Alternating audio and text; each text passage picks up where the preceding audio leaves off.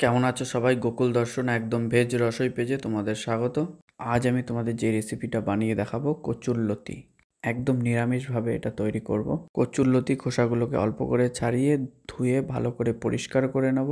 একটা পাত্রে জল গরম করে তার মধ্যে হাফ চামচ লবণ দিয়ে ওর মধ্যে কচুরলতিগুলোকে দিয়ে 5 থেকে 7 মিনিট সিদ্ধ করে নেব।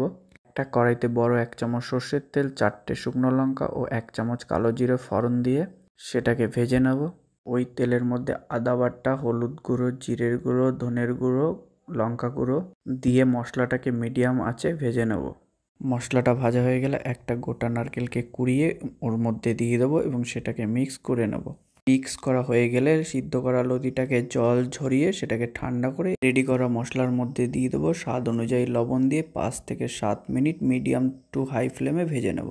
ভাজা ভাজা হয়ে গেলে লতিটাকে ম্যাশ করে নেব এবং তার মধ্যে হাফ চামচ লঙ্কার গুঁড়ো, 2 চামচ ঘি দিয়ে সবজিটাকে নামিয়ে নেব এবং গরম ভাতের সাথে পরিবেশন করব। খেতে খুবই দারুণ।